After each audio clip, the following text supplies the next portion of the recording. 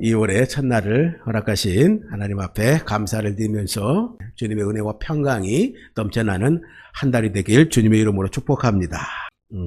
오늘 하나님 말씀의 제목은 예루살렘 입성하시는 예수 그리스도라는 제목으로 함께 은혜 나누도록 하겠습니다.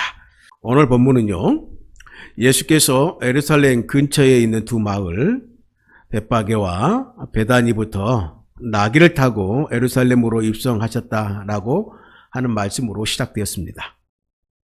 이 두 마을은요, 서로 연결되다시피 가까이 있던 예루살렘의 베드타운으로서 예루살렘의 순례객이 한꺼번에 모여 잠잘 곳이 부족할 때 사람들은 잠잘 수 있는 곳을 찾아다니곤 했는데 그 지역이 바로 베다니와 벳바게였다라고 하는 것이죠.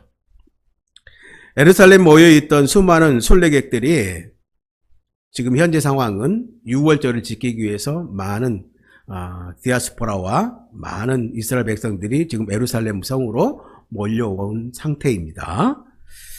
예루살렘에 있던 모든 수많은 순례객들이 원성에 떠들썩할 정도로 오늘 예수님을 주목하고 그분을 알게 되는 사건이 벌어지게 됩니다. 우리는 그 사건을 무엇이라고 이야기하냐면 승리의 입성이라고 표현을 합니다. 즉 고난주간이 시작되는 첫 번째 주일, 종료주일이라고 하는 명칭으로 교회 또한 이 절기를 지키고 있는데요. 지금까지 예수님은 항상 걸어 다니셨습니다. 몇 번 배를 타고 갈릴리 호수를 지난 것 외에는 전부 걸어 다니셨어요. 당연한 일이었습니다. 그런데 왜 예루살렘에 들어가면서 오늘은 굳이 나귀를 타고 들어가면서 많은 사람들의 주목을 받으려고 하신 것일까? 단지 다리가 아파서 그렇게 하신지는 않았을 것입니다. 이것이 바로 우리가 오늘 살펴보게 될 말씀의 내용인 것이죠. 오늘 예수님은 자신이 바로 구약에 예언된 메시아라는 것을 가장 짧은 시간에 가장 많은 사람들이 모이는 곳에서 공개적으로 나타나실 때가 되었기 때문에 지금 이제 예루살렘 입성을 하고 난 다음에 십자가를 지시는 사건이 일어나지 않습니까? 그렇기 때문에 나귀에 타고 입성하신 것이다 라고 말한 것입니다. 1절로 3절 같이 읽겠습니다. 그들이 예루살렘에 가까이 와서 갈람산 벳바게와 베다니에 이르렀을 때에 예수께서 제자들 중 둘을 보내시며 이르시되 너희는 맞은편 마을로 가라. 그리로 들어가면 곧 아직 아무도 타보지 않는 나귀 새끼가 매여 있는 것을 보리니 풀어 끌고 오라. 만일 누가 너희에게 왜 이렇게 하느냐 묻거든 주가 쓰시겠다 하라. 그리하면 즉시 이리로 보내리라 하시니. 당시 유월절에는 수많은 사람들이 예루살렘에 모여들었다라고 그랬습니다. 그들의 인원을 세우는 방법은 도살된 양의 숫자를 세어보면 알 수가 있습니다. 역사가 요세푸스에 따르게 되면 유월절에 평균적으로 25만 마리의 이상의 양이 도살되었다고 합니다. 그렇다고 한다면 한 마리당 양의 한 가족, 즉 최대 10명이라고 생각했을 때에 150에서 200만 명의 인원이 유월절 때 정기적으로 모였다라고 추산해 볼 수가 있다라고 하는 것이죠. 수많은 사람들이 예루살렘에 모여 있는 이때에 그래서 예수님은 자신이 구약에 예언된 바로 그 메시아라는 것을 보여주는 도구로서 오늘 사용될 동물을 나귀로 선택한 것입니다. 성경을 보게 되면 나귀라고 하는 동물을 끌고 오는 장면, 제자들에게 신분을 시키려고 그들이 순종의 나귀를 가져오는 장면과 대화가 상당 부분을 차지하고 있는데요. 나귀를 가져오는 것이 그리 특별해서 그렇게 많은 지면을 할애했을까라고 생각할 수가 있습니다. 근데 이 의미를 알게 되면 참 이 부분이 너무나도 중요하다는 것을 깨닫게 될 것입니다. 여기서 가장 중요한 조연의 역할을 나귀가 하고 있기 때문입니다. 예수님이 주연이었다고 한다면 많은 조연이 나오게 되는데 이 말씀만큼은 제자들도 중요하지 않았습니다. 주위의 무리들도 중요하지가 않았습니다. 가장 중요한 조연은 바로 나귀였다라고 하는 것이죠. 예수님은 두 명의 제자에게 나귀를 끌고 오라고 지시를 남깁니다. 이 지시를 잘못 이해하게 되면 마치 절도 행위처럼 보일 수가 있는데요. 하지만 예수님은 주인의 동의를 분명히 구하고 그 나귀를 빌려오라고 지시하셨습니다. 놀라운 것은 어느 장소에 가면 나귀가 있을 것인데 그 나귀를 가져오라고 할 때에 누가 무슨 이야기를 할 것인데 그때 무슨 말을 해야 그 주인이 나귀를 풀어줄지 마치 대본을 따여준 것처럼 대본을 불러주듯 상세하게 예수님께서 제자들에게 가르쳐주고 있다는 사실이죠. 3절입니다. 만일 누가 너희에게 왜 이렇게 하느냐 묻거든 주가 쓰시겠다 하라. 그리하면 즉시 이리로 보내리라 하시니. 세번역으로 우리 이 말씀을 보게 되어지면요. 이렇게 표현하고 있어요. 어느 누가 왜 이러는 거요? 라고 물으면 주님께서 쓰시겠다고 하십니다. 쓰시고 나면 지체 없이 이리로 보내실 것입니다. 라고 말하여라. 라고 번역하고 있습니다. 즉 오늘 본문에 주가 쓰시겠다고 하라. 그리하면 즉시 이리로 보내리라. 라고 설명을 하고 있는데 이 세번역 성경에는 좀 더 세밀하게 정확한 번역으로 쓰시고 나면 지체 없이 이리로 돌려보내실 것이다. 라고 표현하고 있다라고 하는 사실이죠. 예수님께서는 그냥 쓰시겠다라고 말씀하지 않고 빌려 쓰고 정확하게 제자리에 갖다 놓으시겠다라고 말씀하신 것입니다. 오늘 예수님께서 제자들에게 나귀를 가지고 오라고 한 그 이유는 분명했습니다. 그것은 무엇이냐면 구약성서 스가랴에 나귀를 타고 오시는 왕으로 예언되어 있었기 때문입니다. 선지자들의 말을 이루기 위하여 오늘 나귀를 타고 예루살렘 성을 입성하신 것입니다. 스가랴 9장 9절에 이렇게 표현합니다. 시온에 따라 크게 기뻐할지어다. 예루살렘에 따라 즐거이 부를지어다. 보라 내 왕이 내게 임하시나니 그는 공의로우시며 구원을 베푸시며 겸손하여서 나귀를 타시나니 나귀의 작은 것 곧 나귀 새끼니라. 스가랴 9장 9절에 겸손하게 나귀를 타고 왕으로 오시는 말씀이 이루어지기 위해서 오늘 예수님은 제자들에게 나귀를 가져오라고 말씀하신 것입니다. 스가랴가 예언의 왕은 나귀를 타고 오시는 겸손의 왕이라 이렇게 표현해 주고 있습니다. 오늘날의 나귀는 그렇게 매력적이지 않는 동물입니다. 그 당시 나귀는 그렇지만 왕의 동물 중에 하나였다라고 해요. 왕이 타는 동물로 말과 나귀가 있는데요. 왕이 말을 타고 가면 전쟁 중이라는 것을 암시했다고 합니다. 그런데 왕이 나귀를 타게 되면 평화로운 시대, 염려하지 않아도 되는 평화의 시대라고 하는 의미를 가지고 있었다고 합니다.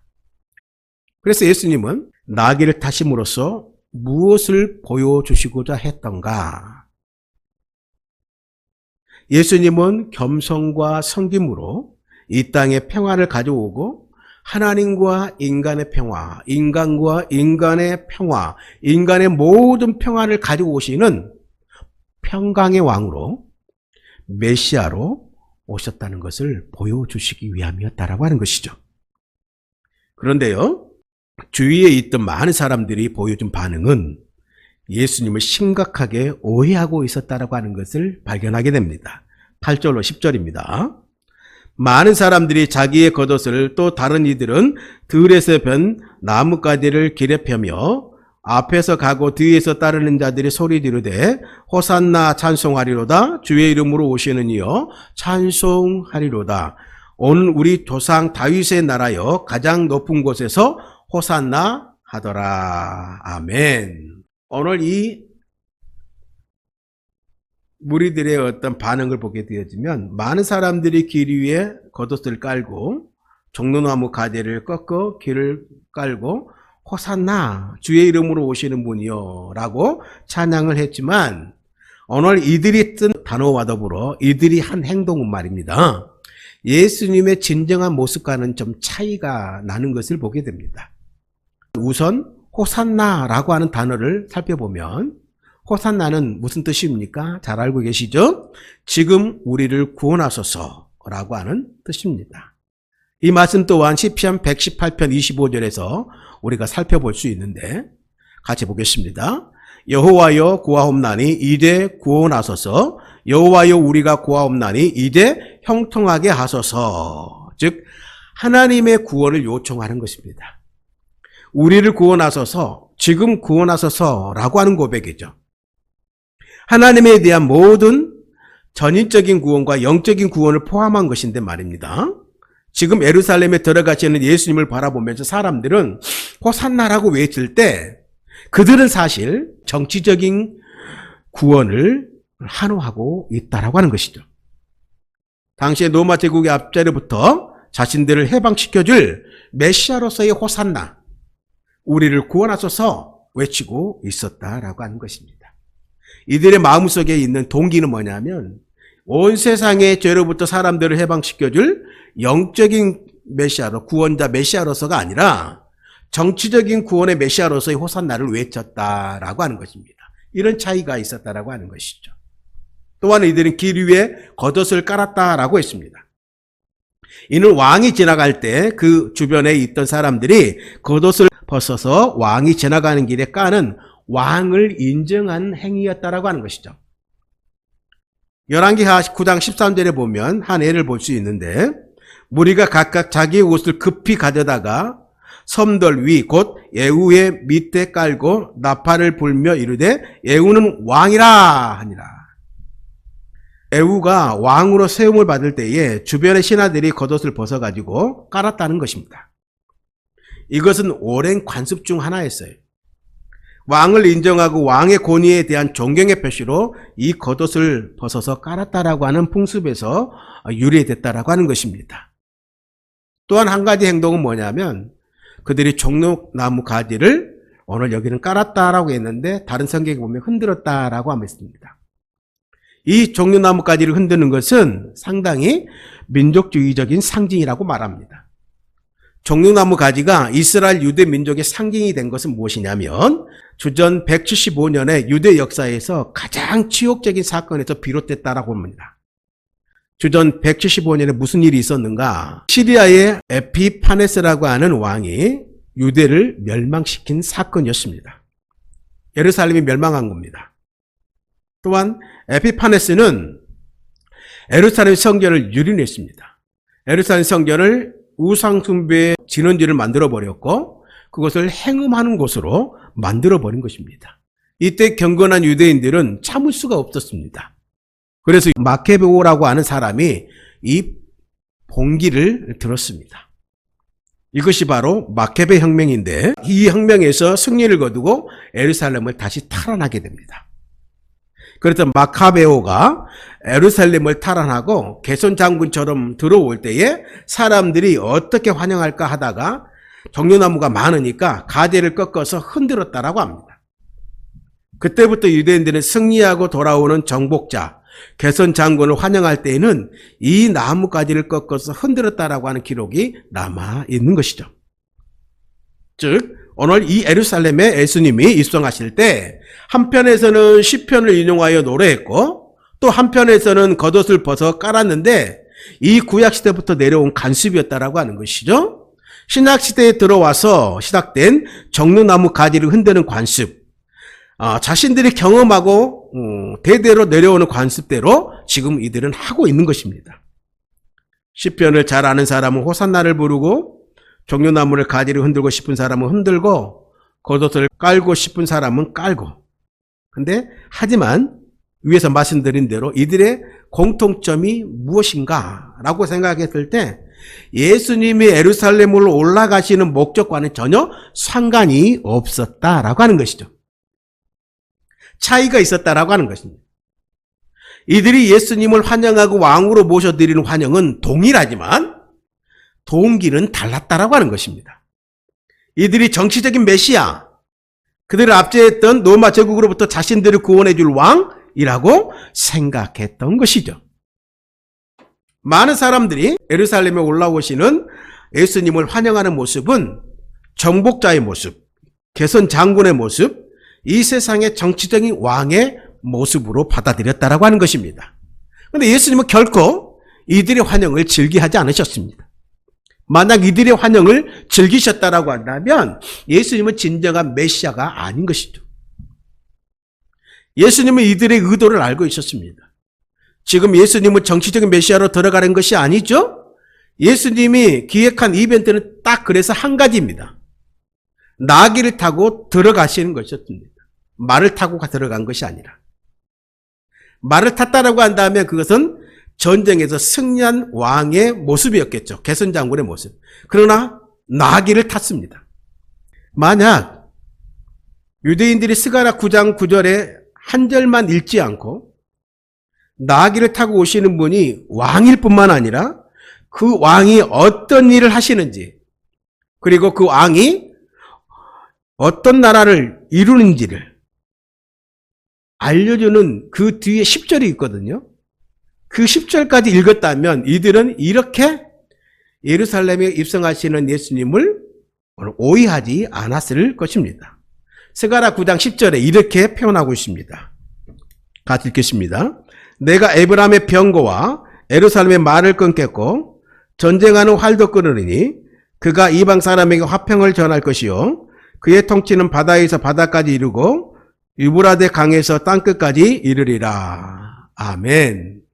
놀라운 말씀이에요. 스가랴 9장 9절에서 끝나면 안 되는 것이죠. 나귀를 타고 오시는 왕이 어떤 나라를 만들 것인지가 10절에 분명하게 기록되어 있었기 때문입니다. 그래서 우리가 성경을 읽을 때 말입니다. 어떤 구절을 핀셋으로 꼭 집듯이 읽으면 안 되는 거예요. 앞뒤의 구절을 잘 읽어야 합니다. 앞뒤 문맥을 잘 살펴보면서 읽어야 되는 것이죠. 성경은. 나귀를 타고 오시는 데에서 그치지 않았다라고 하는 것이죠. 그 나귀를 타고 오시는 메시아가 어떤 분인지 오늘 10절에서 나와 있는 것입니다. 어떻게 나와 있습니까? 전차를 없애고 말을 없애고 전쟁용 활도 부러뜨린다라고 그랬습니다. 그리고 유대 민족의 평화만이 아니라 다른 민족들에게도 평화를 말해야 한다라고 말합니다. 그분이 다스리는 영역은 바다에서 바다까지 온 세상을 이야기합니다. 이렇게까지도 하고도 부족하다고 느껴서 성경은 이렇게 표현합니다. 유프라테스 강에서 땅끝까지 다스릴 것이다 라고 말씀하십니다. 나귀를 타고 오시는 예수 그리스도, 이 왕은 유대 민족의 메시아가 아니라 유대 민족만의 메시아가 아니라 온 민족의 메시아요, 온 열방에서 다시는 창과 활과 전차가 필요 없는 평화의 나라, 그리고 땅끝까지 다스리시는 메시아의 나라가 될 것이다 라고 말하고 있는 것이죠. 스가랴 선지자의 예언을 들어보면 오늘 그 왕이 지금 예루살렘에 입성하고 있는 거예요. 무엇을 통해 이루신다고 말합니까? 칼과 활과 전차가 아니라 어떻게 해요? 온유와 겸손으로, 즉 십자가를 지심으로써 이루는 평화의 나라를 예언하고 있었던 것입니다. 오늘 예수님께서는 이것을 보여주기 위해서 예수님은 나귀를 타고 예루살렘에 입성하신 것입니다. 더 놀라운 것은 예수님이 나귀를 타고 입성하심으로써 많은 사람들에게 자신이 메시아됨을 보여주신 것뿐만 아니라 예루살렘에 있는 자신을 대적하는 자들한테도 자신을 드러냈다라는 사실이죠.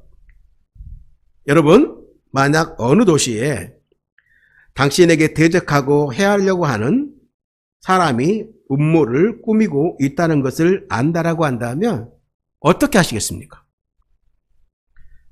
안 갔을 것입니다. 그럼에도 자신이 가야 하는 이유가 있다라고 한다면 어떻게 했을까? 아마 모르게 갔을 겁니다. 조용히 올라갔을 것입니다. 그런데 예수님은 오늘 예루살렘에 그분을 죽이려고 하는 음모를 꾸미고 있는 사람들이 있다는 것을 알면서도 자신을 나타내 보이셨습니다. 공개적으로 그 자리를 들어갔었습니다. 공개적으로 자신을 노출시켰습니다. 과감히 자신을 드러내신 거죠. 내가 여기 있다. 너희들이 하고 싶은 대로 하라. 라고 자신을 노출시킨 겁니다.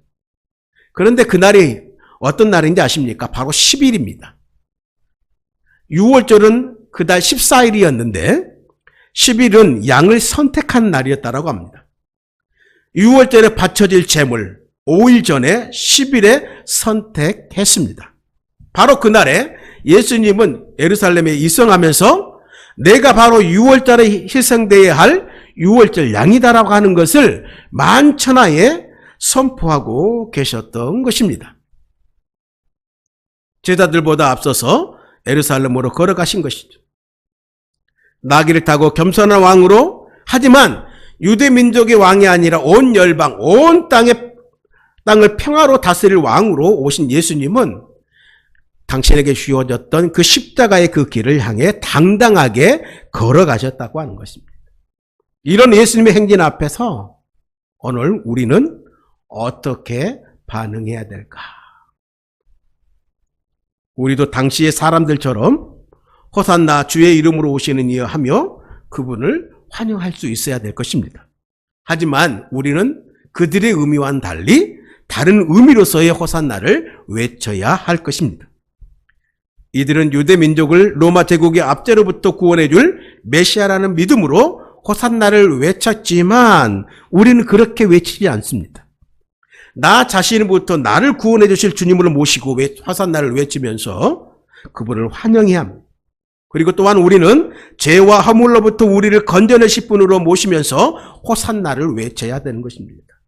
고난만 찾아오면 쉽게 보내버리는 변덕에서 우리를 구원해달라고 믿으면서 호산나를 외칠 수 있는 우리가 되어야 된다고 하는 것입니다. 또한 헛된 영광을 기대하는 어리석음에서 우리를 구원해달라고 요청하면서 호산나라고 외칠 수 있어야 되는 것입니다. 당시 군중은 겉옷을 벗어 길 위에 깔고 종려나무 가지를 흔들고 예수님을 환영했습니다. 오늘 우리는 예수님이 지나가시는 그 십자가의 그 길 앞에 우리는 무엇을 깔아 드려야겠을까라고 하는 것입니다. 우리가 가진 그 무엇으로도 예수님께 영광을 더해 드릴 수는 없을 것입니다. 그러므로 오늘 우리의 죄와 허물과 우리의 모든 염려와 근심, 불안과 우리가 이 땅 가운데 당하는 모든 시험과 상처, 아픔과 눈물 등 오늘 예수님이 원하시는 모든 죄의 짐들을 그분이 지나가신 그 발 앞에 내려놓을 수 있기를 간절히 소원합니다. 오늘 우리의 마음의 겉옷을 다 내려놓은 것이죠. 무거운 짐들을 다 내려놓은 것입니다. 예수님이 그 모든 짐을 짓밟고 지나가실 때, 그 위를 지나가실 때 그 짐은 흔적도 없이 사라질 줄로 믿습니다. 여러분, 주님 앞에 우리의 죄 짐을 맡겨드리고 호산나 주의 이름을 부르면서 그 주님이 바로 우리의 주님이심을 기뻐하고 즐거워하는 것이 오늘 예수님이 예루살렘에 입성하시는 것을 참되게 기념하는 것인 줄로 믿습니다. 호산나 주의 이름으로 오시느니요. 영원히 그리고 땅끝까지 다스리신 다윗의 나라의 왕으로 오신 그 주님을 찬양하면서 우리의 삶 속에서 날마다 평생 호산나를 외치며 진정한 메시아가 되시는 주님을 찬양하면서 살아가시는 우리 복된 모든 성도님들이 되어지기 주님의 이름으로 축원합니다.